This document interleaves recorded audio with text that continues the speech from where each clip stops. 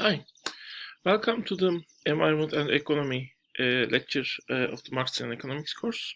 If you noticed, I have shaved and, basically, this is natural, kind of.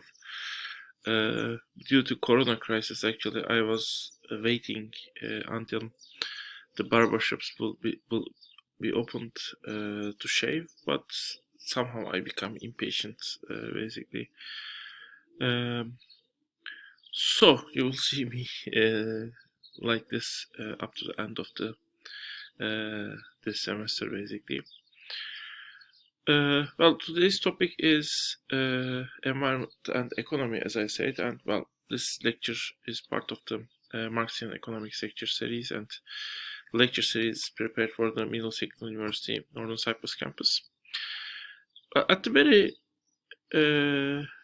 beginning, I mean, maybe when we are describing Marxian economics, we could have said that Marxian economics is in some way, you might say advantages, maybe advantages, at least based on your perception, to the rest of the economics schools, in a way that rest of the economics schools usually take the economics and the society, the rest of the social structures, kind of independent from each other, as if they are two different spheres, while Marxian economics, they are more integrated. I mean, the social aspects are within the economy, economics itself. I mean, for example, the value includes social relations between the people, and production becomes also a social relation that's occurring between the people.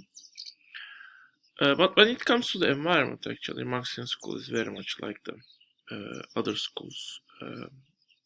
And there, actually, we have a similar thing. We take environment and the economic system as separated spheres.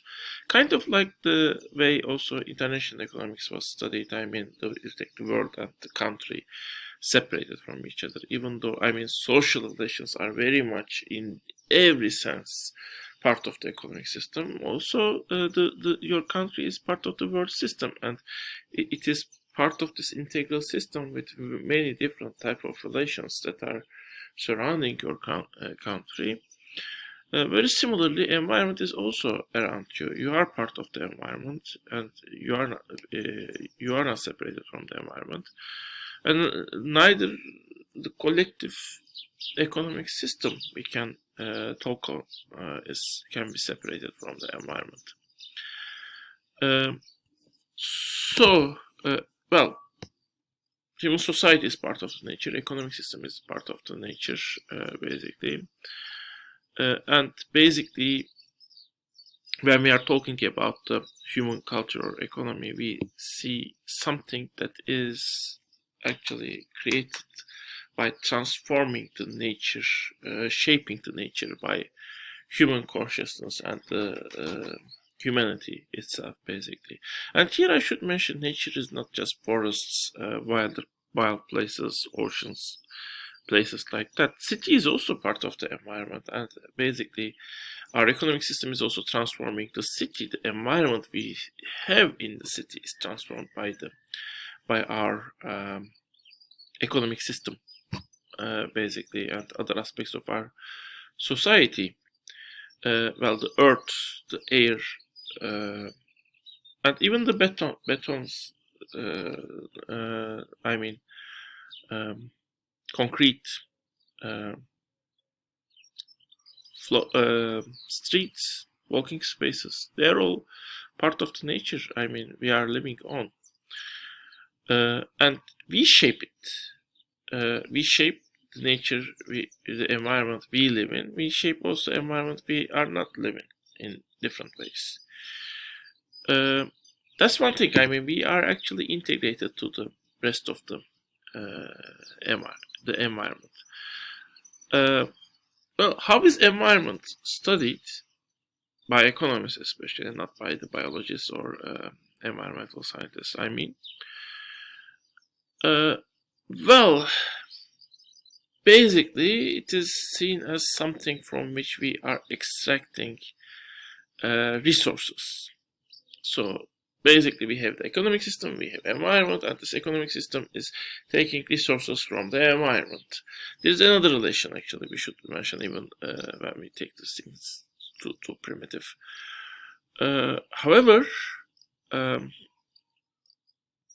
well, usually environment is taken as the source of resources, but how economic system is exactly and different structures of the economic system is affecting environment is not that much commonly studied, maybe except the one thing which is called tragedy of commons, which basically argues actually when any environmental resource is a common resource, well, everyone will extract from it as much resource as possible, so that common resource will be depleted.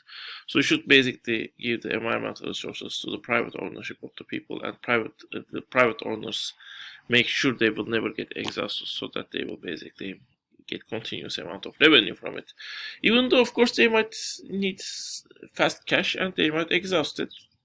They might get the money, they might buy a new resource basically, but the model itself is very static. I mean, the person there prefers the steady income to the one-time money it will extract from the resource, and that's maybe the main part of it. Although. Starting with 1970s, I believe, there is a new school emerged in economics, which is called sustainability school, sometimes environmental school, and they actually started to integrate environmental issues to the economics, and they have created some concepts where economics and the environment can be studied together, and in many ways their concepts have been integrated to other schools, including Marxian school. So in this lecture I will also mention some of their concepts in addition to the Marxian view on the environment also.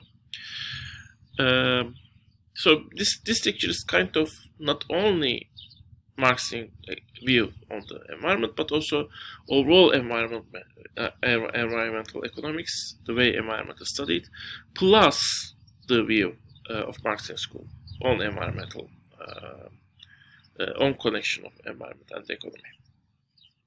Anyway, well,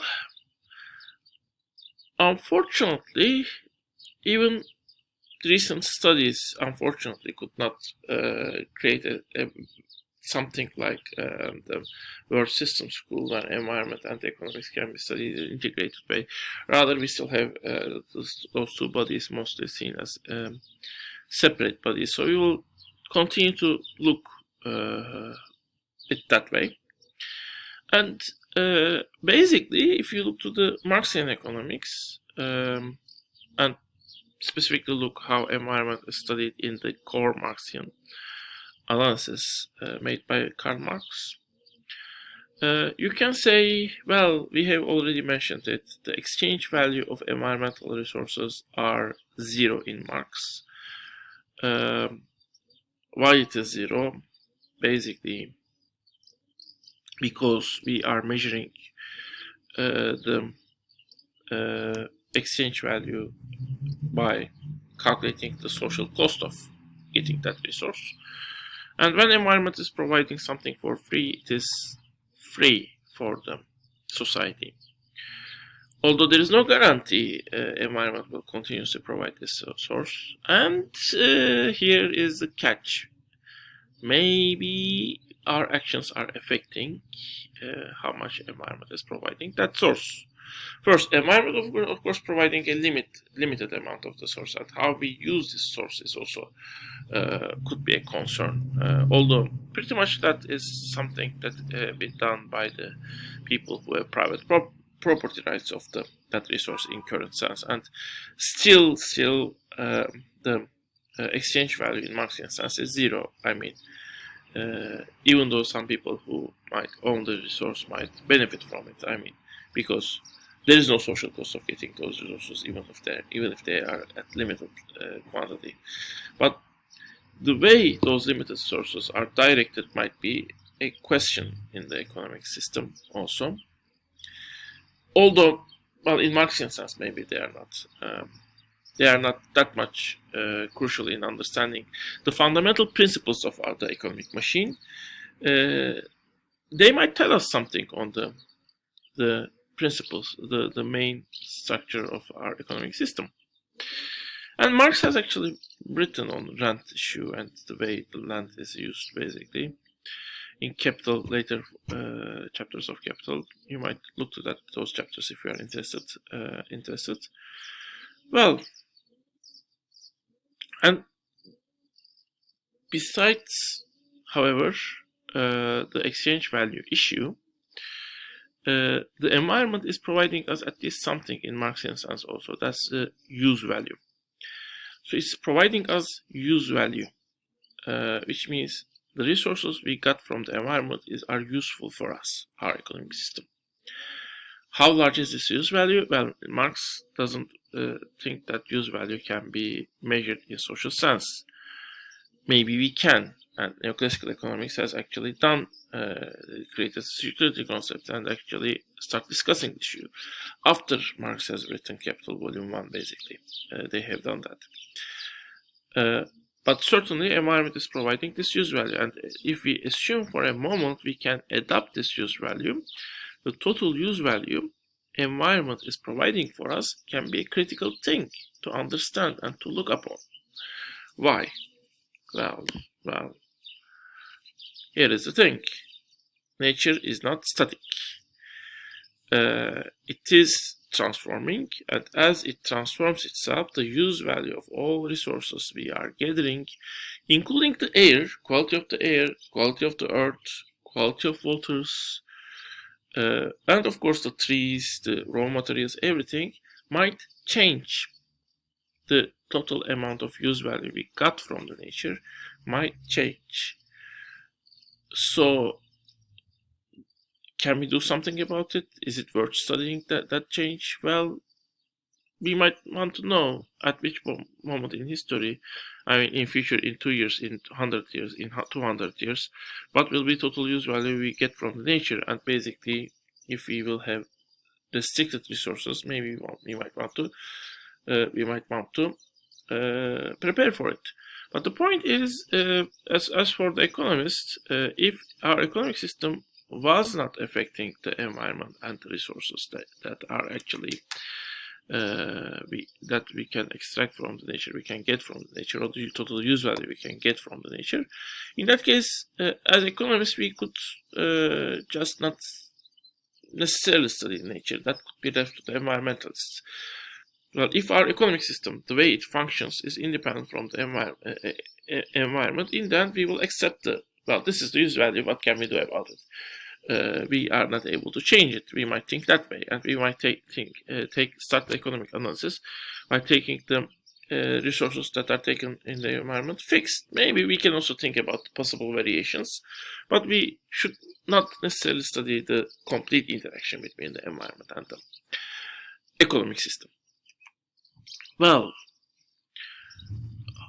this will change if our economic system is able to transform the environment. If our economic system, the way our economy functions, is transforming the environment, in that case, the use value we got from the nature will depend on our very economic system.